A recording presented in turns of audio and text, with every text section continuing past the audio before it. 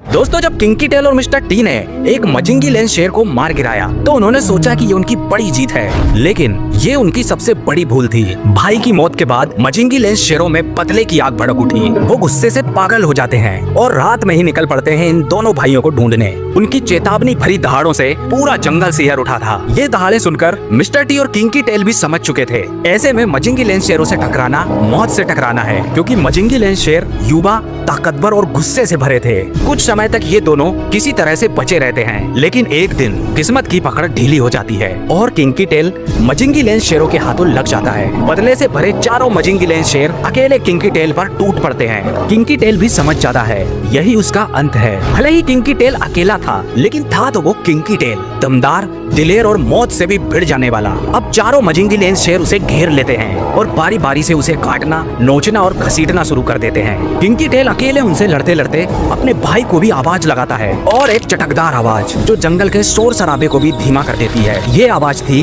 Kinky tell की रीढ़ की हड्डी के टूटने की। किंकी टेल दर्द से तड़प उठता है और बुरी तरह कराहने लगता है। वो चाहता है कहीं से भी उसका भाई उसे बचाने आ जाए, लेकिन तभी पता नहीं कहां से मिस्टर टी आ जाता है और मजिंगी लेंस शेरों पर हमला कर देता है। और मजिंगी लेंस शेर भी यही चाहते थे, वो मिस्टर टी को भी किंकी टेल की तरह दर्दनाक मौत देना चाहते थे। मिस्टर टी भी समझ जाता है कि इस समय इनसे नहीं लड़ा जा सकता और वो किसी भी तरह वहाँ से भाग निकलता है। मजिंगी लेंस शेर उसका पीछा करते हैं, लेकिन मिस्टर टी भागने में कामयाब हो जाता है। मिस्टर टी की जान तो बच जाती है, लेकिन आज उसने अपनी जान से भी कुछ ज्यादा खो दिया था। अपना भाई जो बचपन से ही उसका हमसाया था, उसकी हर गलती में उसके साथ खड़ा रहता था, यहाँ तक कि उसने मिस्टर टी के लिए अपने चारों भाइयों को छोड़ दिया और मिस्टर टी की बगावत में शामिल हो गया। मिस्टर टी बहुत दुखी था। कहते हैं किंकी टेल की मौत के बाद मिस्टर टी ने भी खाना पीना छोड़ दिया और दिन रात किंकी टेल को आवाज देता रहता, मानो उसे वो ना बचा पाने के दर्द से अभी तक उभर नहीं पाया। ऐसा लगता था जैसे उसे किंकी टेल की दर्द भरी आवाज सुनाई पड़ती हो।